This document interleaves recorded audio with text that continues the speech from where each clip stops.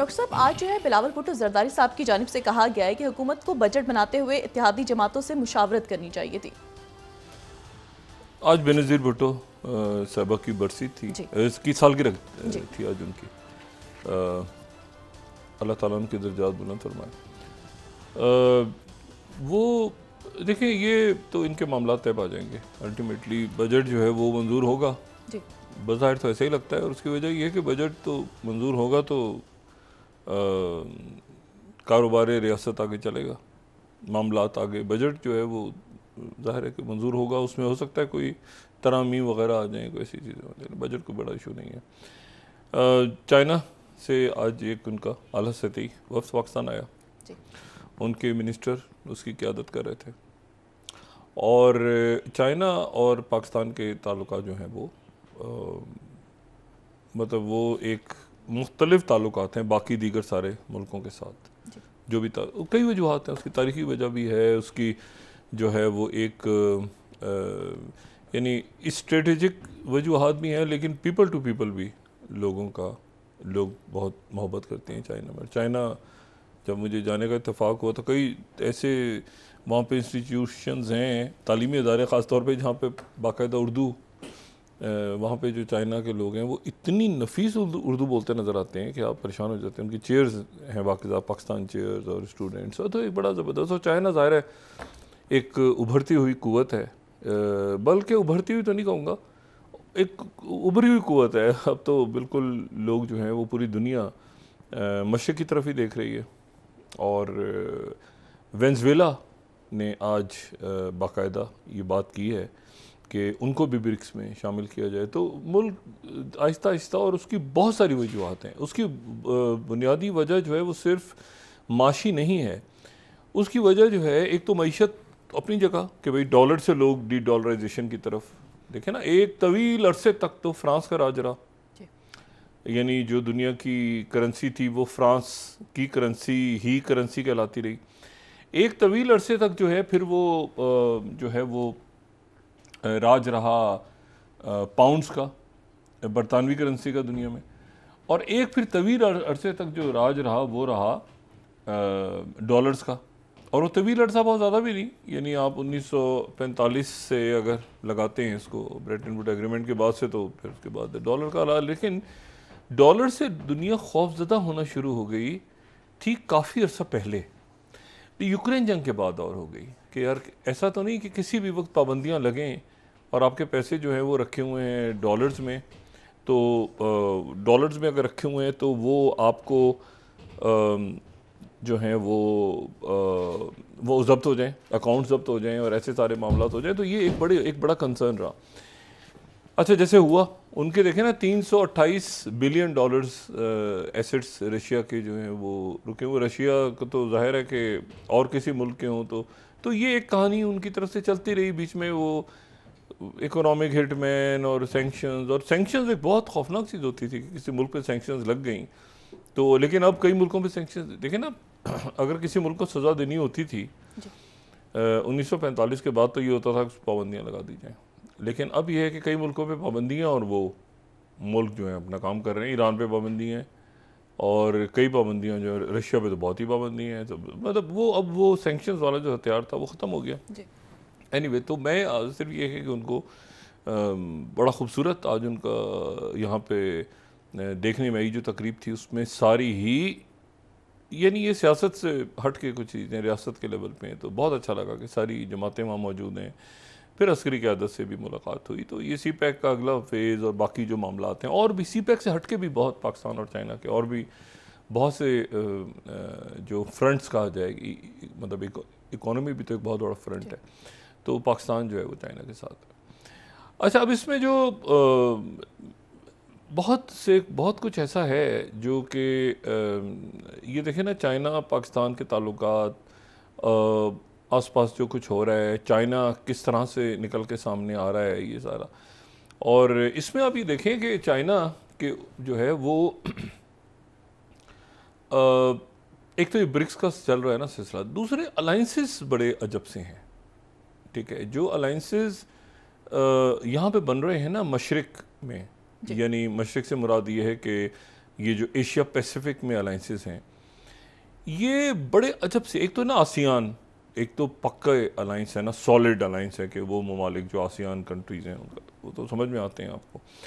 लेकिन उसके बाद जो अलाइंसेस बने हैं ना, वो अलाइंसेस वो टूट फूट रहे हैं। मिसाल के तौर पे जैसे क्वाड एक है अलाइंस, लेकिन क्वाड क्या ताइवान पे अटैक होगा तो क्या अमेरिका अपनी फ़ौजें उतारेगा? अमेरिका तो नहीं मानता ताइवान को।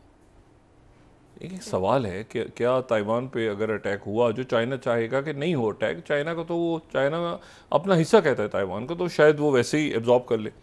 लेकिन फ़र्ज़ करें अगर एक जंग छिड़ गई तो क्या अमेरिका जो है वो अपनी फ़ौज ताइवान पे उतारेगा या दुनिया का कोई मुल्क उतारेगा? उसको तो दोबारा मुल्क मानते हैं। तो ये एक बड़ा अजीब सा मामला है कि ताइवान के साथ कोई दिफाई पैक्ट्स तो नहीं हुए किसी भी मुल्क के।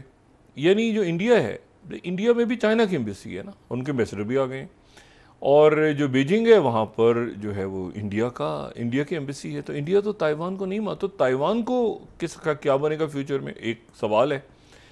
ये अलाइंसेस बड़े अजब से हैं, ठीक है ना। चाइना के जो वज़ीर आज़म है वो ऑस्ट्रेलिया से होकर आए हैं अभी। ऑस्ट्रेलिया और चाइना के दरमियान मतलब है कि क्या कहीं दूर दूर तक नज़र आता है इस तरह से कि चाइना और ऑस्ट्रेलिया की लड़ाई होगी? नहीं, ऐसा नहीं होगा। ऑस्ट्रेलिया अपना एक उसकी अपनी पॉलिसी है और वो बड़ी हद तक अमेरिका के साथ भी है, लेकिन इंडिपेंडेंट पॉलिसी भी है। इसी तरह से जो है वो ये जो अलायंस बन रहे हैं ना, बहुत सारे अलायंस, ये अलायंसेज, ऑक्सस बना था बीच में, उसको पता ही नहीं चला किधर गया, वो क्या बना, बाइडेन साहब का आइडिया था। जो ये जो अलायंस है ना, जो हिस्टोरिकल अलायंसेज हैं, हिस्टोरिकल जैसे आसियान के अलायंसेज हैं, या वो जो आपकी तारीख के अंदर आपको तारीख याद दिलाती है कि अच्छा किस मुल्क के साथ क्या हुआ था। तो जैसे प्यूटिन, प्रेसिडेंट प्यूटिन का जो दौरा है नॉर्थ कोरिया का, अच्छा अब इसको जो है, इस पर ज़ाहिर है शदीद तनकीद अमेरिका ने की है, और ख़ास तौर पे ये बात कि भाई आप उनके साथ टेक्नोलॉजी और न्यूक्लियर की बात साथ साथ हो रही है, और बहुत शदीद रद्दमल है अमेरिका की जानिब से।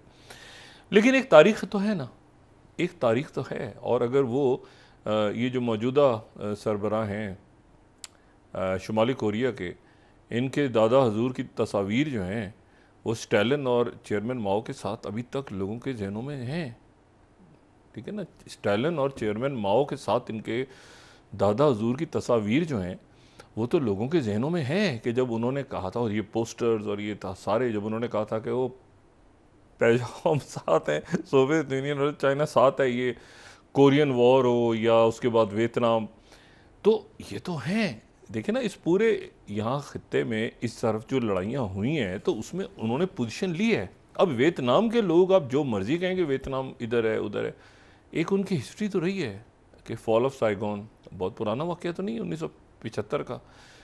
तो बहरहाल ये है कि अब अच्छा, अब यहाँ जो अलाइंसेस बन रहे हैं ना, अब उसमें एक अलाइंस तो ये बना कि यानी मैं अब मिसाल के तौर पे मैं देखें ना, एक अलाइंस ये बना जिसमें जो है वो रशिया और नॉर्थ कोरिया और कहीं खामोशी से चाइना भी है दरमियान में। सुलह तो चाइना ने करवाई है ना, लेकिन चाइना ने डायरेक्ट कर दिया नॉर्थ कोरिया को और जो है वो प्यूटिन को।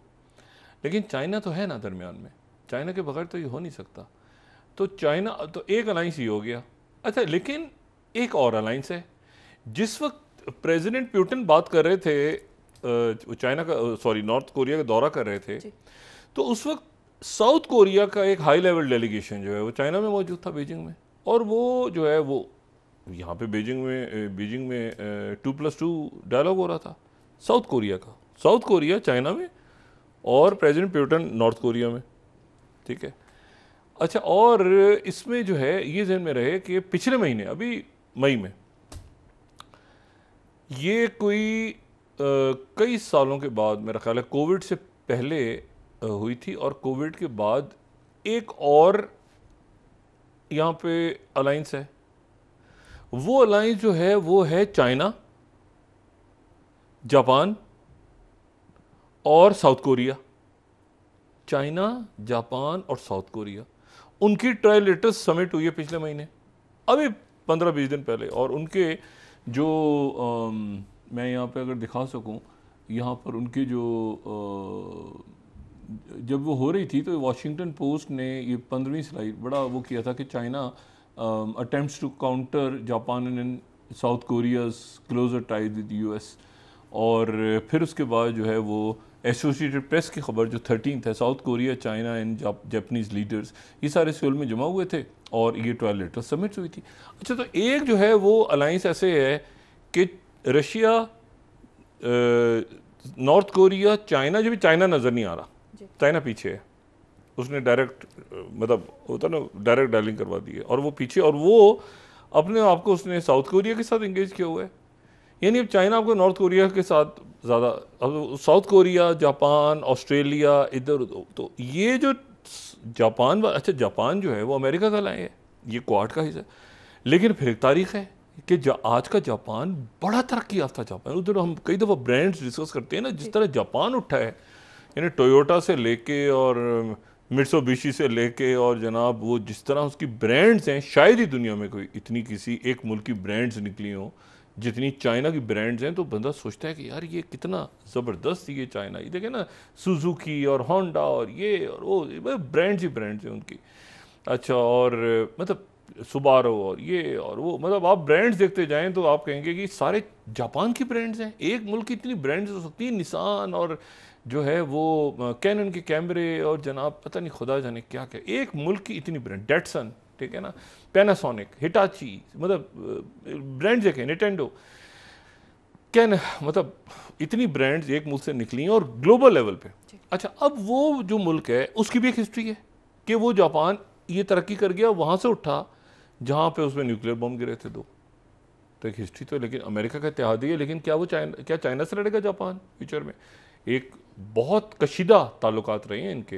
एक तो उनका प्राइम मिनिस्टर के नाम से मैं मिलता जुलता लफ्ज़ इस्तेमाल करके हूँ, लेकिन वैसे जापान के एक ताल्लुकात, बड़े इंपीरियल मुल्क रहा है ना जापान, तो और उसके ताल्लुकात अच्छे नहीं रहे हिस्टोरिकली। लेकिन ये है कि वो जापान जो है वो क्या मतलब चाइना से जंग करेगा फ्यूचर में, तो ये एक सवाल ही निशान है। तो यहाँ पर हो बहुत कुछ रहा है, लेकिन यहाँ पर जो अलाइंसेस हैं वो, अच्छा फिर तीसरा अलाइंस है जिसमें अमेरिका साथ है, जापान के और साउथ कोरिया के और फ़िलिपीन के साथ है, और फ़िलिपीन ने पोजीशन ले ली है चाइना के अगेंस्ट। तो ये अभी बहुत कुछ है, बहुत कुछ होना है यहाँ पे ना। तो मतलब है कि जंगें आगे, महाज, कशीदगी, और उसमें ये बहुत इंपॉर्टेंट है कि मुल्क अपने आप को सारे जो हैं वो क्रैक करें। इसमें एक बात जो मुसलसल इसके अंदर मामला है वो ये है कि वहाँ पे क्या हो रहा है, जियो पॉलिटिक्स गज़ा से कैसे निकल रही है आगे। देखिए वहाँ पे ये सूरत हाल है कि वहाँ पर एक खामोश सफारतकारी काम कर रही है आगे, उसमें बहुत ज़्यादा शोर गोगा मचाया हुआ है नेतन्याहू ने। और नेतन्याहू ने अगर वो लाइन क्रॉस कर गया नेतन्याहू, तो वहाँ से हिजबुल्लाह आके खूब पिटाई करेगी, ठीक है, और उसके लिए ये तैयार नहीं है। CNN की आज एक रिपोर्ट है, और CNN की रिपोर्ट जो है उसमें CNN ने जो 4th स्लाइड है वो कह रहे हैं कि आयरन डोम जो है वो मतलब 1.5 लाख रॉकेट्स हैं, 1.5 लाख रॉकेट्स वो फायर करेंगे हिजबुल्लाह वाले। अभी उनकी ज़मीन की पेशरफ्त को छोड़ दें आप, और ये आयरन डोम और हैफा और तलब, और साथ ही फिर उसके बाद जो है इधर से अभी हमास ख़त्म। तो ये एक उसको एक्सलेट कर रहे हैं, लेकिन उसको अमेरिका नहीं होने देगा एक्सलेट, ना फ्रांस होने देगा एक्सलेशन। और ये जो है आज जो वज़ीर आज़म कतर और जो वली अहद भी हैं, जो वज़ीर ख़ारजा भी हैं, जिनका बड़ा रोल रहा है इस पूरे अरसे में, मोहम्मद बिन अब्दुर्रहमान अल-सानी जो है, तो वो आज स्पेन मैड्रिड में उन्होंने Qatar Spain dialogue, Qatar Spain strategic dialogue हो रहा है, तो वहाँ पर आज उन्होंने खिताब किया है। और उन्होंने कहा है कि ये जंगबंदी अगर हो जाती है तो उसके नतीजे में सारे के सारे जो बाकी फ्रंट्स हैं वो भी ख़त्म हो जाएंगे, और वो भी वहाँ पर, एक तो उन्होंने शुक्रिया भी अदा किया स्पेन का कि स्पेन उन मुल्कों में जिन्होंने फ़लस्तीन को तस्लीम किया आज़ाद रियासत। और फिर उनका जो बयान आज आया है, और मैं टाइम्स ऑफ इसराइल को कोट कर रहा हूँ, 20th स्लाइड, कि कतरी फॉरेन मिनिस्टर सेज के hostage trust talks making progress to some extent, कुछ हद तक आगे बढ़ रहे हैं, लेकिन बढ़ रहे हैं।